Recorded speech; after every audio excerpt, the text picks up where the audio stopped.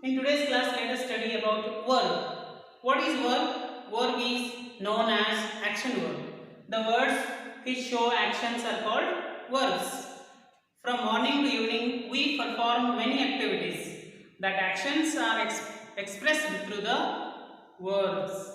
Here we have kinds of verbs. There are two kinds. First one is regular verb and second one is irregular verb. What is regular verb? They form their past tense and past participle by adding ed.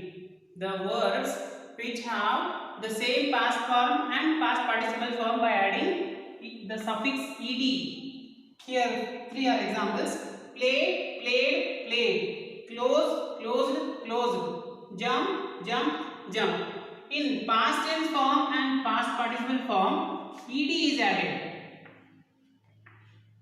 You can observe. These are called regular verbs. Next one, irregular verbs. They form their past tense and past participle in different ways. There will be no similarity in the past tense as well as in the past participle form. There will be variation, differentiate. Let. It remains the same, but it is not ended with ed, so we call it irregular verb. Sit, sat. Rise, rose, risen. And here I have listed separately. Let us go through this work. These are examples for regular verbs. Work, worked, worked. Look, looked. Wash, washed. Reach, reached. Ask, asked. Push, pushed. Kill, killed. Warned. Opened. Saved. Pulled. Arrived. You can observe past form and past participle form are ended with ed. These are called regular verbs. Next chart is irregular verbs.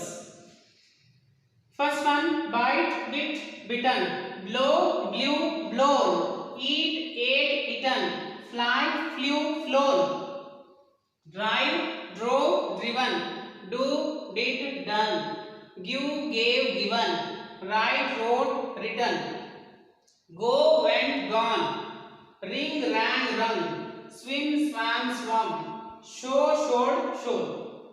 You can observe there is no similarity in the past tense as well as past participle form. These are the two kinds of verbs. Let us study phrases.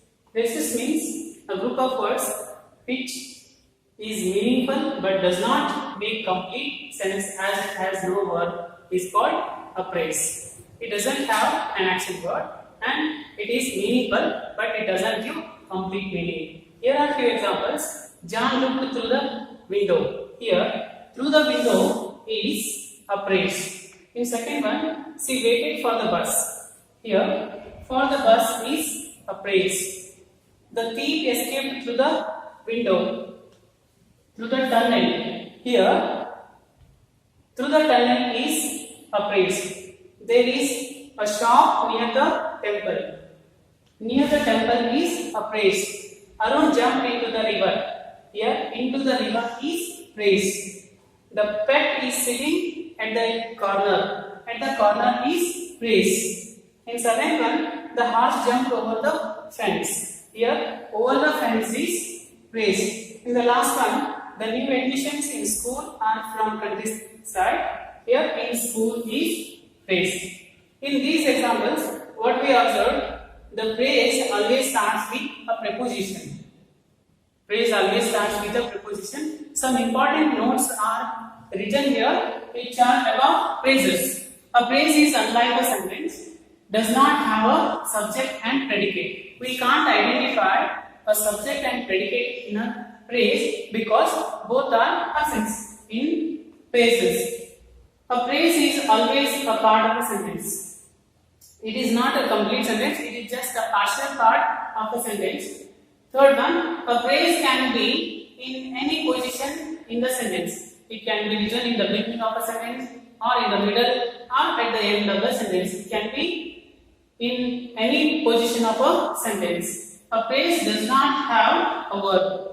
A phrase is a group of words. It is without action word. For example, during summer, the sun sets after 7 o'clock. Here, during summer and after 7 o'clock, both are phrases. Both are without action words. Here, sets is action word. In fourth one, a sentence may contain one or more phrases. A sentence may contain one or more phrases. For example, here it is written, during summer, the sun sets after 7 o'clock. In the last one, generally a phrase begins with a preposition. Always a phrase has a preposition like in, on, above, under, below, since, for, through, etc. Here I have written some phrases. Let us frame sentences by using these. First one, near the temple. There is a shop near the temple. Or there is a garden near the temple. Second one, for a long time.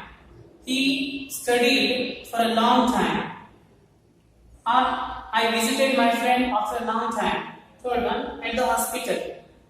My cousin was admitted at the hospital. Fourth one, every winter. It snows in Kashmir in every winter. Fifth one, in his pocket. He has some sweets, some chocolates in his pocket. Last one, over the bridge. The car crossed over the bridge. These phrases are used to frame sentences. In today's class, we learn identification of phrases and the important notes of phrases and framing sentences by using phrases.